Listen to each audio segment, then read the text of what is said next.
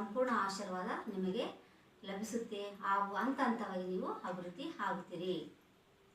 4, 13, 22, 31 ಈ ನಂಬರಲ್ಲಿ ಹುಟ್ಟಿದವರ ರುದ್ರಾಕ್ಷಿ ಬಂದು 9 ಮುಖ ರುದ್ರಾಕ್ಷಿ.